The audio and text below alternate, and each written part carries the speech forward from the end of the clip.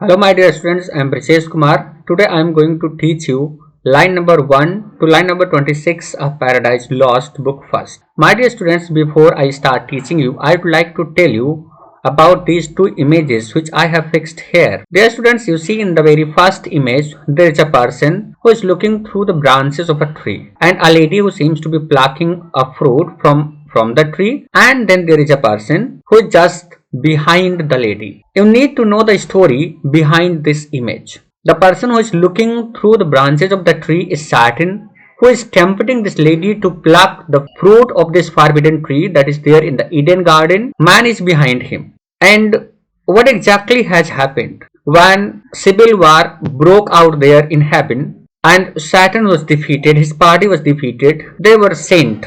Saturn together with his followers were sent into hell, and then somehow he crept in there in the heaven and tempted this lady Eve to pluck the flower, so that because it was forbidden tree, human beings were not given permission to taste the fruit of this tree, and Saturn was aware of this fact, and that's why Saturn instigated this lady to taste it, and she tasted, and followed by her it was Adam who also tasted, and then as a result both of them they had been expelled from heaven. In the second image you will find how an angel is expelling. In the second image you will see how an angel is expelling both of them, this Adam and Eve, from heaven. And this is the background of this whole epic, into which John Milton is trying to justify the ways of God to men. He wants to justify this thing, that it was not the fault of God that human beings had to come on earth or they had been expelled from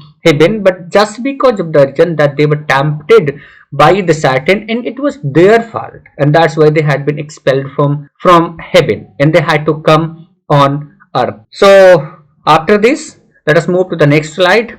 And before I teach you about this poem, let us have a look of this writer. See the image here. He seems to be very fair, he seems to be very smart and beautiful, and that's why he is known as the Lady of the Christ. My dear students, you must know that he was known among his friends as the Lady of the Christ, because he was the inmates of Christ College. He was a student of Christ College, and there he was known as Lady of the Christ because of his excessive smartness, because he was very smart, he was very beautiful, and so friends of John Milton used to call him Lady of the Christ.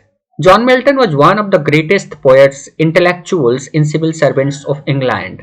You must know that he was a civil servant also, because he worked under Oliver Cromwell. He was one of the staunch Puritans. He favored Puritan regime. He favored Oliver Cromwell, who ruled England almost from 1642 to 1658, followed by Richard Cromwell, who ruled England from 1658 to 1660. So he was one of the staunch Puritans, and he was a poet, he was an intellectual, and he was born in 1608, and then by the year 1652 he got totally blind. Dear students, you must know that he had knowledge of many languages. He knew English, he was adept in Latin, he was adept in Greek as well as in Italian, and he got fame world over because of his two very important epics, Paradise Lost and Paradise Regained. And here we will study line number 1 to line number 26 of Paradise Lost, the book first. Then he is also known for his celebrated work Areopagitica on the freedom of press. Dear students, you must not forget that he was the person who advocated for the freedom of press. He wrote this tract Areopagitica, which got very popular in those days and which made him very popular among the public. And then he also is known for his very famous sonnet on his blindness, and in this sonnet he made it very clear how he got blind even before his whole talent was used. He wanted to do lots of things, but he makes it clear that even before his half of his life, his eyesight was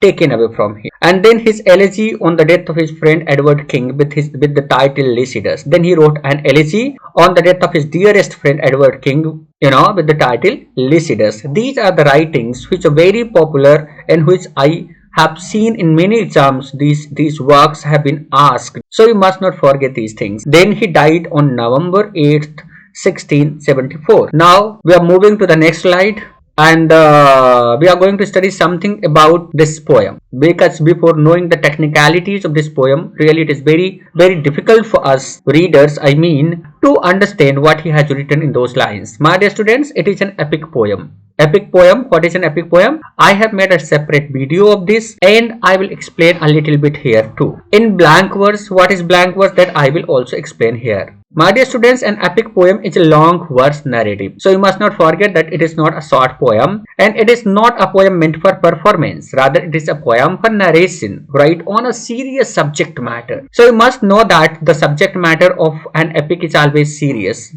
And you can well think about our epics like the Ramayana, the Mahabharata, as well as various other epics of the world like Odyssey, like Iliad, like Virgil's Aeneid. And all those epics are written on serious subject matter, and matching with this serious subject matter, you will find that the language is also very formal and style is grand. Why? Because one has to match of everything, serious subject matter with elevated style. Otherwise, what would happen if the subject matter is very serious and the style is very low? Then it would only be a farce, it would only be a mockery of an epic. So the writer has to match up everything: an elevated style, a grand style, a formal language. All these things are the features of an epic.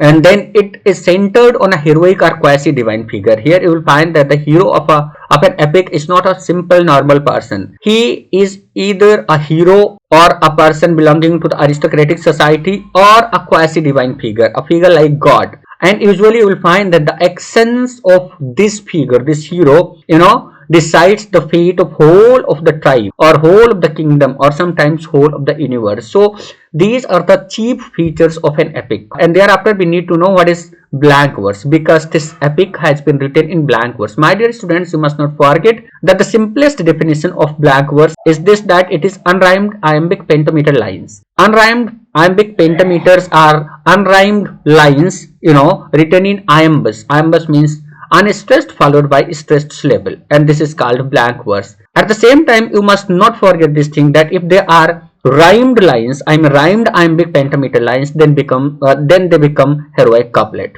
After that, you see here the first version published in 1667 consists of 10 books. My dear students, you try to understand what a book is, and the simplest analogy which we can make here is this, that our own Ramacharitmanas, that is written in Hindi, has been divided in 7 kands. In each kand you can kind of make an analogy like this, that each kand is equal to each book, right?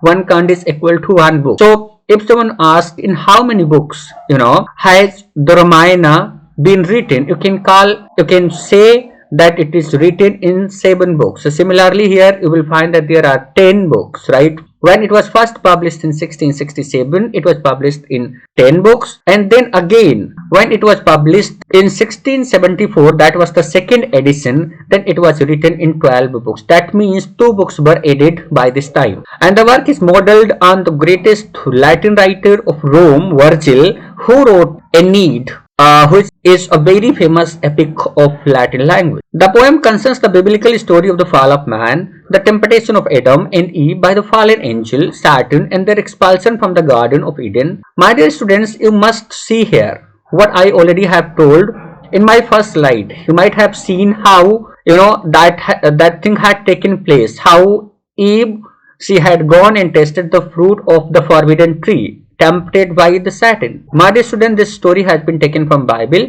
and here in this epic he is going to deal with the same story. Fall of man followed by the temptation of Satan, right? And how Adam and Eve, both of them, they had tasted the fruit of the forbidden tree, and then they had been expelled from the Garden of Eden. And in the last, Milton very clearly stated it, that his purpose of writing the book is to justify the ways of God to men. My dear students, what is the meaning of this justify the ways of the God to men? This is the 26th line of book first of Paradise Lost. My dear students, here he is stating it very clearly, that the purpose of writing this book is this, that he wants to show to human beings that it was not the fault of God that human beings were expelled from heaven, but it was the fault of the human beings that they had been expelled from there. This is the stated, purpose of Paradise Lost. My dear students, here I would like to end the first part of my lecture on this particular poem, and I will read out the lines and explain line number 1 to line number 26 in my next video. Thank you everyone for watching this video.